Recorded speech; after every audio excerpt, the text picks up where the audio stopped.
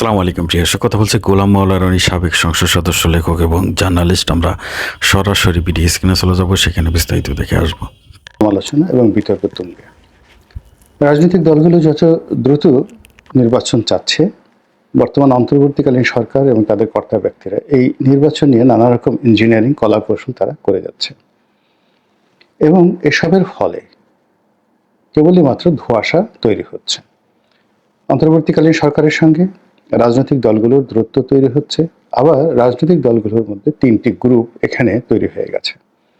আওয়ামী লীগের নেতৃত্বে একটি গ্রুপ, তারা দূরে বসে তালি বাজাচ্ছে। সরকারের কর্তা ব্যক্তিদের সঙ্গে তাদের যে যোগাযোগ রয়েছে, এখানেও তারা ত্রিমাত্রিক খেলা খেলার চেষ্টা করছে। নিজেদের একান্ত অনুগত যারা লোকজন রয়েছে তাদের মাধ্যমে নানা রকম স্যাবোটাজ, তাদের মাধ্যমে সরকারি কাজকর্মে ঢিলে ঢালা ভাব, তাদের মাধ্যমে অন্তর্বর্তীকালীন সরকারকে অসহযোগিতা, এইগুলো একটি কাজ। দ্বিতীয় কাজ হলো, যারা সরকারের কর্তৃপক্ষ রয়েছে, গোয়েন্দা সংস্থা রয়েছে, আওয়ামী লীগের মধ্যে একটা বিকল্প আওয়ামী লীগ তৈরি করার জন্য যে চেষ্টা করে যাচ্ছে, সেখানে আওয়ামী লীগের লোকজন যেহেতু ঝানু কূটনীতিবিদ এবং তারা জানে এগুলো সফল হবে না, এই কারণে তারা সরকারকে সহযোগিতার প্রলোভন দেখিয়ে বিকল্প আওয়ামী লীগ তৈরি করার জন্য সরকারকে যে ভিন্ন পথে ডাইভার্ট করছে, এই ডাইভার্ট করার ক্ষেত্রে সরকার বিপদগ্রস্ত হয়ে পড়েছে। অনেকটা 111-এর সময় আপনারা জানেন যে 111-এর সময় মঈনুদ্দিন এবং ফখরুদ্দিন সরকারের যারা কর্তা ব্যক্তি ছিলেন, তারা আওয়ামী লীগ ভাঙার, বিএনপি ভাঙার যে চেষ্টা করেছিলেন এবং আওয়ামী লীগ এবং বিএনপির যারা শীর্ষ নেতৃত্ব ছিলেন, তারা এই মঈনুদ্দিন ফখরুদ্দিন সরকারের কর্তা ব্যক্তিদেরকে একবার রাস্তায় নামিয়েছেন, একবার ক্যান্টনমেন্ট থেকে বের করেছেন, একবার শেরাটনে নিয়েছেন, একবার নেতাদের বাসায় নিয়েছেন এবং নানা রকম ছলচাতুরি বৈঠক করে রাজনৈতিক যাকে বলা হয় কূটকৌশল প্রয়োগ করে মঈনুদ্দিন ফখরুদ্দিন সরকারকে জনসম্মুখে এবং দেশ বিদেশে বিতর্কিত করে ফেলেছেন যে তারা বৈধ দুটো রাজনৈতিক দলকে ভেঙে বিকল্প সংস্কারবাদী একটি রাজনৈতিক দল গঠন করার চেষ্টা করেছে এবং শেষের বেলায় একেবারে দিন শেষে একজন ঝানু রাজনীতিবিদকে তারা তাদের পক্ষে নামাতে পারেনি। তো অতীতের মতো এখন অবাক করার ব্যাপার হলো, আগে যেভাবে রাজনৈতিক দলগুলো সংস্কার করার কথা বলা হচ্ছিল মঈনুদ্দিন ফখরুদ্দিনের জামানাতে, এই সময়টিতে যেটি হচ্ছে, পুরো রাজনৈতিক সিস্টেমের সঙ্গে সঙ্গে সংবিধান, আইন কানুন, তারপর আরো অনেক কিছু এখানে পরিবর্তন করার, সংস্কার করার জন্য চেষ্টা চালাচ্ছে এবং এটি গত 6-7 মাসের মধ্যে এতটা অজনপ্রিয় হয়ে পড়েছে যে সংস্কারের নাম শুনলে মানুষ গালাগাল করছে এবং সংস্কার রীতিমতো একটি গালিতে পরিণত হয়ে গেছে। তো এই প্রেক্ষিতে বিভিন্ন গোয়েন্দা সংস্থা যারা লোকজন রয়েছে, তারা সরকারি কর্তা ব্যক্তিদেরকে বোঝাচ্ছে যে বিএনপির যে লোকজন রয়েছে তারা বর্তমান নেতৃত্বকে অস্বীকার করে একটা ভিন্ন প্ল্যাটফর্মে চলে আসবে এবং এসে সরকারকে সহযোগিতা করবে। আবার এই গ্রুপটি আওয়ামী লীগের যারা নেতৃবৃন্দ রয়েছেন, 111-এর সময় যারা পেরে ওঠেননি, তাদের সাথে কথাবার্তা বলে সারা বাংলাদেশে তাদেরকে সংগঠিত করে সরকারকে আবার বোঝানোর চেষ্টা করছে যে আওয়ামী লীগও ভিন্ন নামে নির্দোষ অবস্থায় সরকারকে কোঅপারেশন করবে। ফলে মূল আওয়ামী লীগ নিয়ে বা মূল বিএনপি নিয়ে তাদের কোনো রকম চিন্তা করার কারণ নেই। এবং এই সকল কথাবার্তা শুনে রাজনীতিতে যারা অনভিজ্ঞ সেই সকল উপদেষ্টারা কিংবা সেই সকল কর্তা ব্যক্তিরা বগল বাজাচ্ছেন এবং মনের আনন্দে দেশের মূল ধারার যে রাজনৈতিক দলগুলো আছে তাদের বিরুদ্ধে তারা একটার পর একটা বিষোদ্গার করে যাচ্ছেন। This is one. Second thing হলো, এখানে কিংস পার্টি গঠন এবং আমি অবাক করার ব্যাপার হলো, বাংলাদেশে যে সকল গোয়েন্দা সংস্থাগুলো রাজনীতি দেখে, যেমন ডিজিএফআই, এনএসআই কিংবা এসবি, তারা এই রাজনৈতিক নেতৃবৃন্দের সঙ্গে নিয়মিত যোগাযোগ করেন এবং এখানে সাধারণত এসপি লেভেলের লোক পুলিশে আর সর্বোচ্চ এডিশনাল আইজি এবং ডিআইজি, তারা শীর্ষ নেতাদের সঙ্গে কথা বলেন।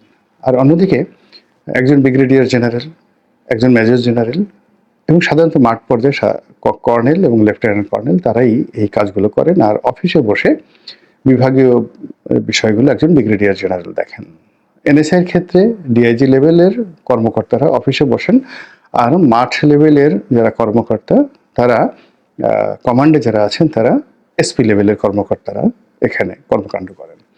এখন আপনি চিন্তা করুন যে আমাদের দেশের একজন সংসদ সদস্য, একজন মন্ত্রী, যারা দেশ চালিয়ে এসেছেন, তাদের মতো লোকের উপর প্রভাব বিস্তার করে, তাদের মনের কথা রিড করে, তাদেরকে নেতৃত্ব দিয়ে ডক্টর মোহাম্মদ ইউনূসের পকেটের মধ্যে বা মঈনুদ্দিন ফখরুদ্দিনের পকেটের মধ্যে ঢুকিয়ে দেওয়ার যে ক্যারিশম্যাটিক যোগ্যতা দরকার, এটি এই লেভেলের কর্মকর্তা তো দূরের কথা, স্বয়ং সেনাবাহিনী প্রধান, পুলিশ প্রধান কিংবা ধরুন নৌবাহিনী প্রধান তাদের পক্ষে সম্ভব নয়। এর কারণ হলো রাজনৈতিক অঙ্গনে যারা কাজ করেন তারা সবাই খুব গভীর জলের মাছ।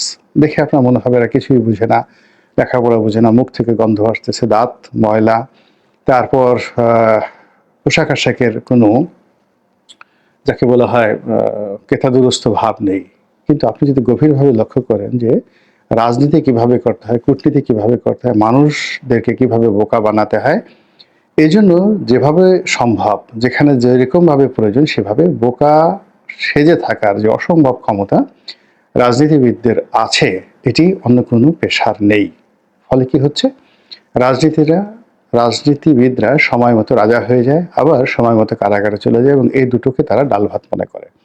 কারাগার থেকে বের হয়ে 1 ঘন্টার মধ্যে তারা সিংহাসনে বসে, আবার সিংহাসন থেকে 1 ঘন্টার মধ্যে তারা কারাগারে চলে যায়, এবং এটা নিয়ে তাদের মধ্যে কোনো লাজ লজ্জা নেই। আপনি দেখুন ডোনাল্ড ট্রাম্পের যে গত 4 বছরের যে কর্মকাণ্ড, তিনি জেলে গেছেন, তার বিরুদ্ধে মামলা হয়েছে, তাকে অপমান করার সর্বোচ্চ চেষ্টা করা হয়েছে, কিন্তু সব কিছু কাটিয়ে উঠে তিনি আবার সেই ক্ষমতার মসনদে বসেছেন। আর ওই একই সময়টিতে যারা ইউএস জাস্টিস ডিপার্টমেন্টে ছিলেন কিংবা যারা মার্কিন মেরিন বিভাগের জেনারেল ছিলেন কিংবা মানে সেনাবাহিনীর প্রধান ছিলেন, সশস্ত্র বাহিনীর প্রধান ছিলেন, জয়েন্ট চিফ অফ স্টাফ যিনি আছেন, তাদের কারো কোনো অস্তিত্ব নাই।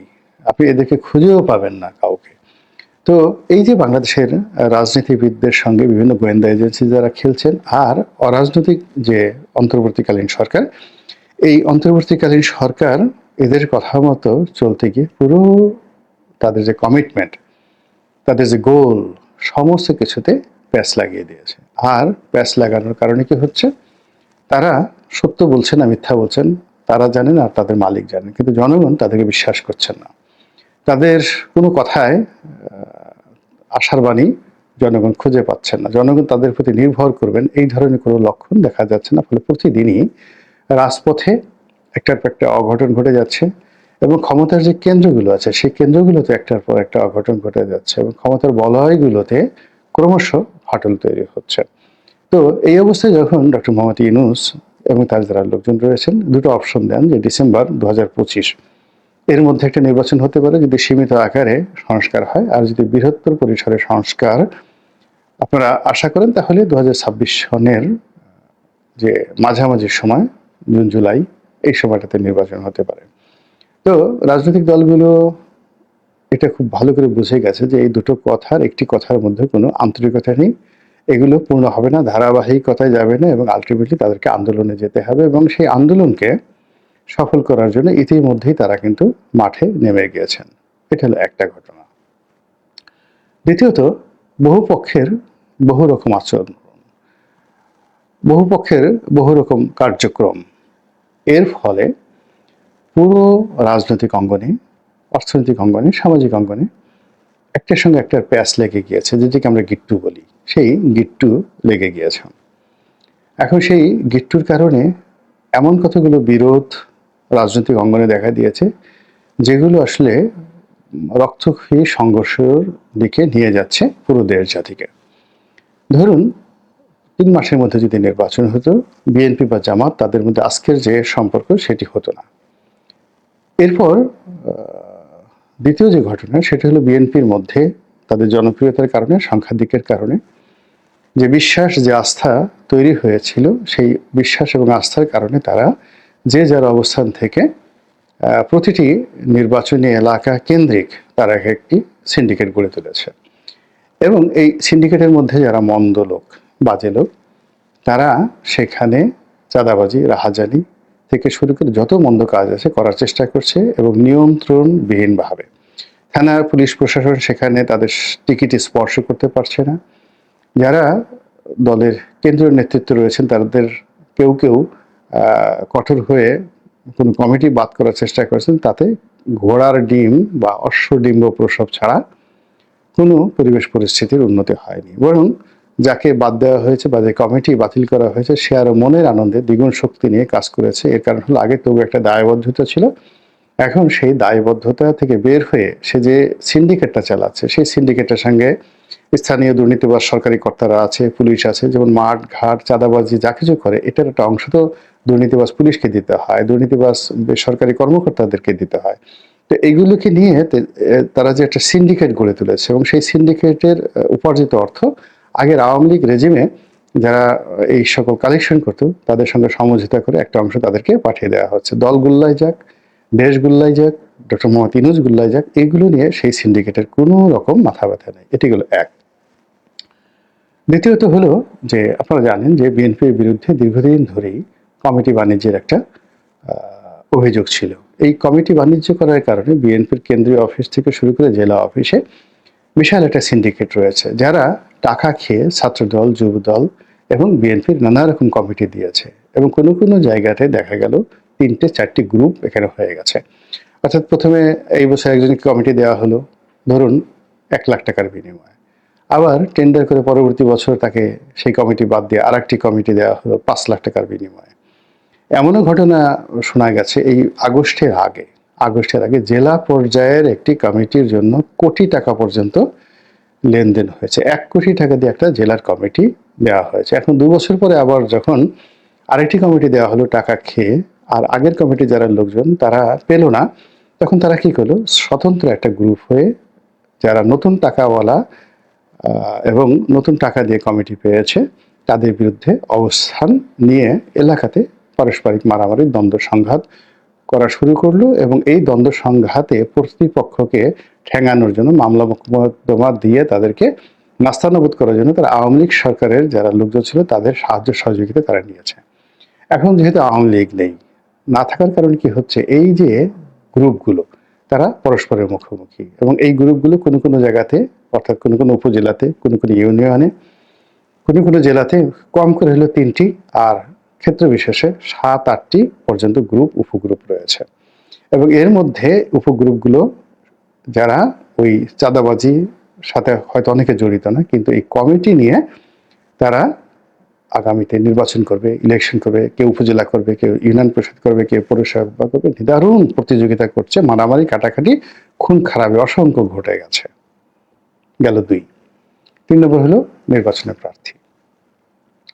বিএনপির প্রায় সব জায়গাতেই 4 জন, 5 জন, 10 জন করে অন অ্যাভারেজে আপনি 10 জন করে প্রার্থী যদি ধরেন, 300টি আসনে তাদের 3000 প্রার্থী আছে এবং এই 3000 প্রার্থী এটি কেন্দ্রীয় যাকে বলা হয় নিয়ন্ত্রণের অভাবে এই 3000 প্রার্থী সবাই নিজেদেরকে যোগ্য মনে করছেন এবং সবাই পাওয়ার ব্যাপারে শতভাগ আশাবাদী আর না পাওয়ার ব্যাপারে শতভাগ নৈরাশ্যবাদী। এমনকি বিএনপির যে সর্বোচ্চ নীতি নির্ধারণী বডি, সেই নীতি নির্ধারণী বডিতে যারা রয়েছেন, আওয়ামী লীগের যেমন প্রেসিডেন্ট মেম্বার, তেমনি বিএনপিতে যেটি রয়েছে স্থায়ী কমিটি। তো স্থায়ী কমিটির অনেক সদস্য জানেন না তিনি মনোনয়ন পাবেন কি পাবেন না। আপনি ইতিপূর্বে দেখেন মোর্শেদ খান সাহেব তিনিও মনোনয়ন পাননি। তো এখন স্থায়ী কমিটিতে যারা আছেন তারা শিওর বলতে পারে না, বিকজ পুরো বিষয়টি একজনের দয়ার উপর, একজনের সিদ্ধান্তের উপর, একজনের মায়ের উপর নির্ভর করছে এবং তিনি যে প্রেডিক্টেবল এটাও দলের যারা নেতাকর্মী এটি তারা বলতে পারছেন না। অনেক সময় দেখা গেল হোসেন শহীদ সরওয়ার্দী তার একটা যাকে বলা হয় প্রেডিকশন ছিল এবং তার একটা নীতি নৈতিকতা ছিল। তিনি যদি জবান দিতেন কারোর সঙ্গে, সেই জবান মানে তিনি যদি মারাও যেতেন, লোকজন বিশ্বাস করতো যে হোসেন শহীদ সরওয়ার্দী যেটা বলেছেন এই কথার অন্যতা হবে না। কিন্তু দুর্ভাগ্যজনক হলো যে আমাদের জাতীয় নেতৃবৃন্দের প্রায় সবাই কথা দিয়ে কথা না রাখার ক্ষেত্রে এরশাদের বড় ভাই অথবা এরশাদের ছোট ভাই, অর্থাৎ হুসেইন মোহাম্মদ এরশাদের বড় ভাই এবং ছোট ভাই। এবং এরশাদ যেমন বাতাসের সঙ্গে তার সিদ্ধান্ত পরিবর্তন করতেন, নারীর সঙ্গে তার সিদ্ধান্ত পরিবর্তন করতেন, সৌন্দর্যের সঙ্গে, ফুলের সঙ্গে, মানে তিনি তার সিদ্ধান্ত সকাল বিকাল পরিবর্তন করতে পারতেন। তিনি প্রয়োজনে কারো কাছে অবনত হতে পারতেন, আবার প্রয়োজন ফুরিয়ে গেলে যে কাউকে ছুঁড়ে ফেলে দিতে পারতেন। তো এই অভ্যাসটি বিএনপি এবং আওয়ামী লীগের যারা নীতি নির্ধারণী তারা কোনো অংশে এরশাদের চাইতে কম নয়। ফলে কি হলো, এই যে বিএনপির যারা 3000 যোগ্য প্রার্থী আছে তারা সবাই আশাবাদী আবার সবাই হতাশাবাদী এবং এটির চূড়ান্ত সংঘাতময় পরিবেশ এবং পরিস্থিতি তৈরি হবে যখন নমিনেশন ডিক্লেয়ার করে দেওয়া হবে। এবং ডিক্লেয়ার করার সঙ্গে সঙ্গে প্রতিটি আসনে গড়ে কম করে হলে 5 জন করে প্রার্থী হবে। এবং 2024 সনে যেভাবে দামির প্রার্থীরা নিজেরা মারামারি কাটাকাটি করে আওয়ামী লীগের সর্বনাশ ঘটিয়েছে এবং আওয়ামী লীগ মাত্র 6 মাসের মধ্যে তাদের যাকে বলে পতন হয়েছে। যদি আওয়ামী লীগ দামি না করে কেবলমাত্র 2018 ঘোষণা দিয়ে দিত যে আমরা কি মনে করলো না করলো 2014 মতো 18 মতো, তাহলে তো এই পরিণতি হতো না। কিন্তু এই যে দামি করার ফলে কি হলো, পুরো তার যে স্ট্রাকচার সেই স্ট্রাকচারটা কিন্তু ভেঙে গিয়েছে। বিএনপির ক্ষেত্রে তদ্রুপ। বিএনপির এখন যে অবস্থা হয়ে গেছে, নির্বাচনের শিডিউল ঘোষণা করার সাথে সাথে সে যখন তার প্রার্থীদেরকে ঘোষণা করবেন এবং মাঠের পরিস্থিতিতে মারামারি কাটাকাটিতে অনেক প্রার্থী আবার পরিবর্তিত হবে, আবার অনেক প্রার্থীতে পরিবর্তন হওয়ার পরে সেখানে আর এক দফা মারামারি হবে। এরপরে অসংখ্য প্রার্থী, যেটা বললাম আগে, মিনিমাম 5 জন করে তারা স্বতন্ত্র দাঁড়িয়ে যাবেন এবং সেই দাঁড়ানোর ফলে পুরো নির্বাচনী এলাকায় একটি রক্তক্ষয়ী সংঘর্ষ অনিবার্য হয়ে পড়বে। এটি বিএনপির ক্ষেত্রে। জামাতের ক্ষেত্রে যেটি হলো, জামাত এখন খুব একটি ভালো পর্যায়ে রয়ে গেছে, কিন্তু নির্বাচনের মাঠে যখন বিএনপির এই যে সংঘর্ষ, দলের মধ্যে গ্রুপ উপগ্রুপ, এগুলো নিয়ে মানুষ এতটা দৌড়াদৌড়ি করবে, এতটা যাকে বলা হয় ব্যস্ত থাকবে, থানা পুলিশ প্রশাসন তাদের সমস্ত মনোযোগ কেবল বিএনপিকে কেন্দ্র করে। ফলে জামাতের যারা প্রার্থী রয়েছেন তারা মাঠে যাওয়া তো দূরের কথা, মাঠে গিয়ে প্রচার প্রপাগান্ডা দূরের কথা, ঘর থেকে ওই সময়টাতে বের হতে পারবেন না। এখন তারা অনেক কথা বলছেন, সভা সমাবেশ করছেন, সবকিছু করছেন, কিন্তু একটা বিরূপ অবস্থা যখন সৃষ্টি হয়ে যাবে সেই সময়টিতে তারা ঘর থেকে বেরোতে পারবে না। ফলে কি হলো, 2025 সনে বা 2026 সনে নির্বাচন না হওয়ার সম্ভাবনা 99%। আর যদি নির্বাচন হয়ে যায় বা হওয়ার চেষ্টা করে, তাহলে সেখানে পুরো রক্তক্ষয়ী সংঘর্ষে আরেকটি নতুন অভ্যুত্থান বা একটি নতুন পরিবেশ পরিস্থিতি সেখানে তৈরি হওয়ার সম্ভাবনা 100%। এটা কোনো সন্দেহ নেই। না হওয়ার সম্ভাবনা 90%, আর যদি 10% সম্ভাবনা থেকে হওয়ার, কিন্তু হওয়ার পরে যেটি হবে, এই যে নির্বাচনের মাঠ, সেই মাঠে ভোট দেওয়ার জন্য কেউ আসবে না, সিল পিটাতে হবে এবং যারা হবে তাদেরকে আবার সেই বিনা ভোটের এমপি বলা হবে। এবং যারা এই সিলগুলো পিটাবেন, রেজাল্ট শিট তৈরি করবেন, তারা আর এক দফা এই 24-এর নির্বাচনে যে সকল কুশীলভরা এই রেজাল্ট তৈরি করেছেন তাদের মতো আর এক দফা বিপদে পড়বে। তো সব মিলিয়ে যে রাজনৈতিক অঙ্গনে প্যাচ তৈরি হয়েছে, সেই প্যাচের একটা থেকে যদি বাঁচতে হয়, তাহলে এরকম একটা সিস্টেম স্ট্যাবল করতে হবে, যার ফলে আপনার মনে হবে থানার ক্ষমতা আছে, মিলিটারি ক্ষমতা আছে, পুলিশের ক্ষমতা আছে, ডিসি এসপি সবার ক্ষমতা আছে। এবং কোনো জায়গা থেকে কেউ মব করাতে দূরের কথা, মবের নাম শুনলেই সেখানে থানা পুলিশ প্রশাসন ঝাঁপিয়ে পড়ছে এবং সেখানে ন্যায় বিচার প্রতিষ্ঠিত করছে। এবং এটা না করা পর্যন্ত জনগণ ঝুঁকি নিয়ে কখনই কোনো প্রার্থীর পক্ষে ভোট দিতে যাবে না। মহান আল্লাহ সবচেয়ে ভালো জানেন, তার সিদ্ধান্তই চূড়ান্ত এবং তিনি আমাদেরকে নিয়ে কি সিদ্ধান্ত নিয়েছেন সেটাই বাস্তবায়িত হবে। আল্লাহ আমাদের সবাইকে হেদায়েত দান করুন এবং হেফাজত করুন। আসসালামু আলাইকুম ওয়া রাহমাতুল্লাহি ওয়া বারাকাতুহু। আসসালামু আলাইকুম। যে কথা বললেন গোলাম মাওলা রানী, সাবেক সংসদ সদস্য, লেখক এবং জার্নালিস্ট, খুবই গুরুত্বপূর্ণ আলোচনা করলেন। বাংলাদেশের বর্তমান যে ট্রেন্ডিং বিষয়গুলো রয়েছে সেই বিষয়গুলো নিয়ে তিনি নিয়মিত আলোচনা করেন। প্রিয় গোলাম মাওলা রানীর আজকের এই ভিডিওটি আপনাদের কাছে কেমন লেগেছে অবশ্যই কমেন্টে জানাবেন। সবাই ভালো থাকবেন, সুস্থ থাকবেন। ভিডিওটি শেষ করছি। আসসালামু আলাইকুম।